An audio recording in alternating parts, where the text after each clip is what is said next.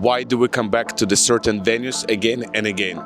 Not everyone remembers good sound, but everyone remembers bad sound. And give me one word what describes tonight. Oh man.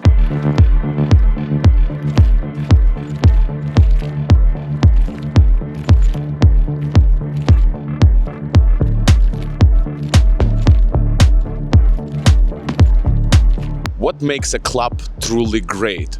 Why do we come back to the certain venues again and again? Let's find out what makes so special a public works and why is it not boring. So right now with me, one of the managers of Public Works. Please introduce yourself. What's up, y'all? My name is Alec. I'm one of the managers and doers here at Public Works. Yeah, I'm in Public Works, one of the most, I would say, iconic clubs in San Francisco. So, do you know the story why Public Works was created?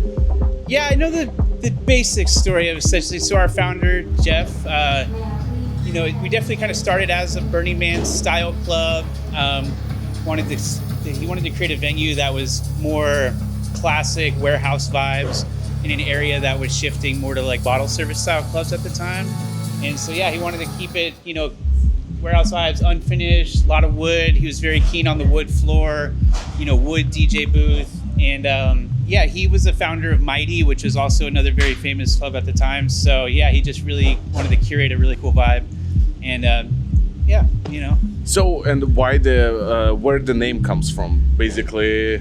Oh man, that's a good question. I think it's kind of a play on, Public Works for the city. You know what I mean? Yeah. San Francisco has its own Public Works. Right. The motto here is giving people what they want. And, it's kind of just a play on the city, Public Works. Yeah. Very construction themed. We're always evolving, always fixing things, always adapting. And that's kind of like, the city of San Francisco. Hey there, brother.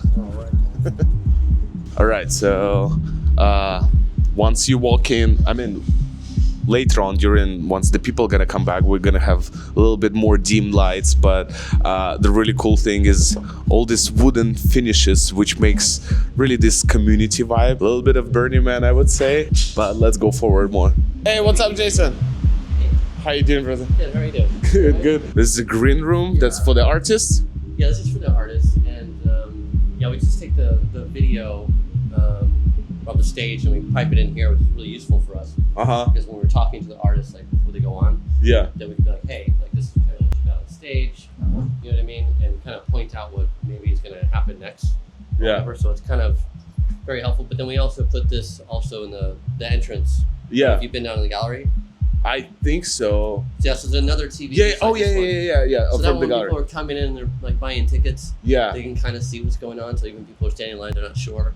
You know, they can kind of like look and be like, oh, you know, Okay, that's what the party kind of is. have an idea of like, you know. So you actually helping the artists to get a visa and etc. Yeah, and things like that. You know, like you have to things.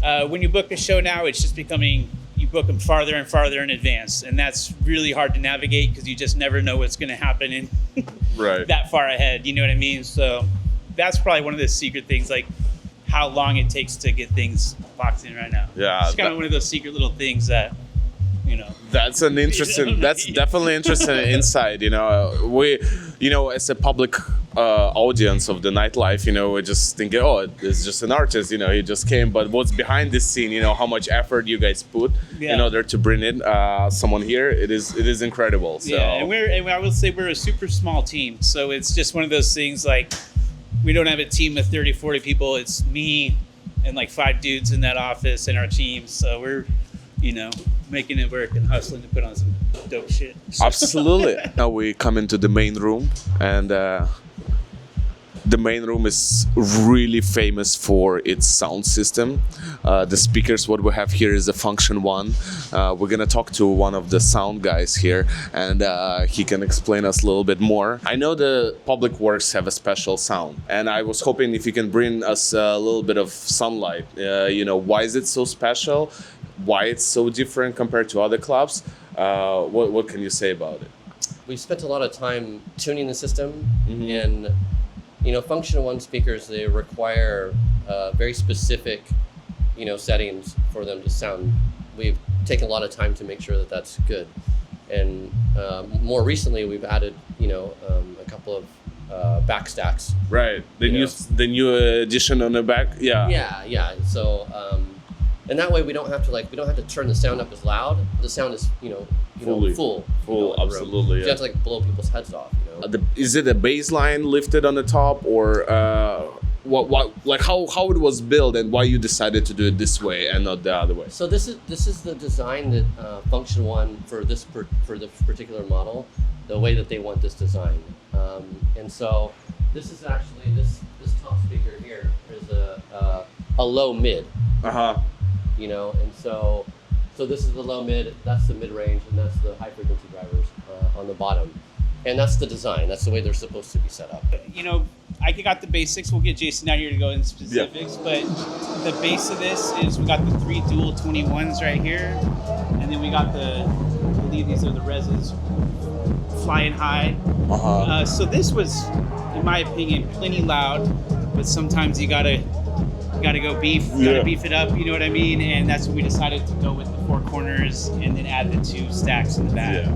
And so now it's just comes from all angles, whereas before it was a little more you're facing this way. So we're hoping that kind of expands the dance floor, goes back to the roots. Kind of, creates a different vibe, and we'll see how it plays out. I think people like it. I think so too. Today is a big show with the Lee Burridge. I'm really excited for it. What's special today's sound. The guys make it a 4 corner system. Like, it is not loud. It's just perfect. The visuals looks great. We're right now gonna leave and come back a little bit later once we have already some people inside. You have the loft room, you have the main room. Some of the best times I've ever had here, I've been in that smaller room. We do have a second floor here where people also can dance. Let's check it out. What's on the second floor we can see. From second floor, it's usually really great view on the party. And it also has some seating areas where you can a little bit chill during the night. But it also gives you a tremendous view on the party once it's fully packed. Of course, the disco ball, the required part of everything. You can go straight to the loft area, and this is basically another stage, which is really unique. It's, on my opinion, sometimes if it gets even better than the main room because of this intimacy which you can get. They build this house on the tree, that's how they call it. The little chill area, you can a little bit climb up on the second floor, a little bit lay down. I think this room capacity about 250 people to 300, when the main room is about 1,000 people can fit. You have a lot of areas where you can connect with different people and just enjoy the music. And they get, we've always really tried to have a diverse amount of music, from house, techno.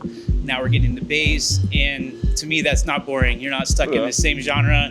You just kind of, if you have an open mind, you'll always have a good time here, and that's kind of why I think it's not boring. What like party people don't notice but should be appreciate about the sound?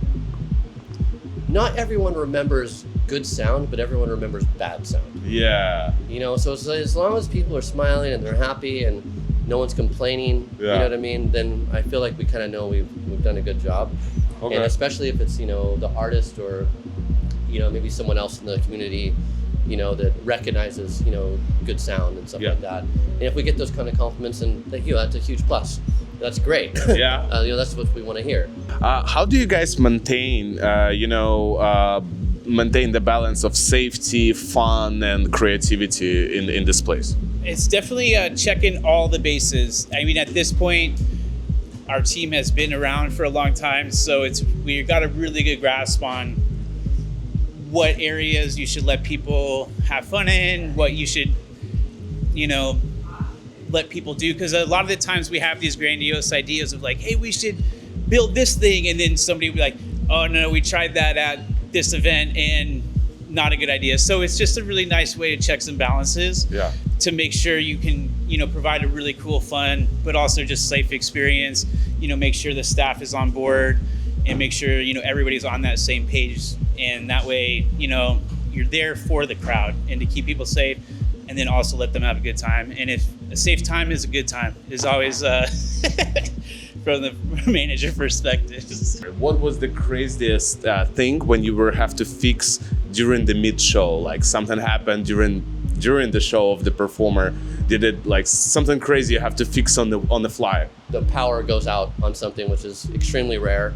But actually, like the other night, someone put their coat behind somewhere where they shouldn't have put it, and it accidentally unplugged a power amplifier. And then we hear that go off, and then we just, plugged it back in. Yeah. It wasn't anything major, Yeah, but still. Yeah, no, we don't really have anything. We don't really have anything crazy go wrong. No. Okay, that's great. Well, about the cool events, let's talk a little bit about tonight's show and what's special about tonight's show with Lee Burridge. Yeah, so Lee Burridge, super stoked to have him here. He goes way back, so he's played here. I believe his first event here was like 10, 12 years ago. So that's really cool. And he hasn't been here in a while. He's been doing his All Day at Dream outdoor events, right, and a couple other bigger things. So it's going to be really cool to have him back in a cool, just classic public work setting. And he's going to be playing for, I think, around 3 hours, which will be... Yeah, Lee's definitely not boring, from my opinion. I totally agree. Yeah. Totally agree. No, absolutely. And I think your team is doing a great work. It is always, it always felt safe, at least for me, for multiple events. What I've been here, every night is always different. It's never the same, either it's in Loft, either it's in the main room. It is always something special. And give me one word what describes tonight. Oh man.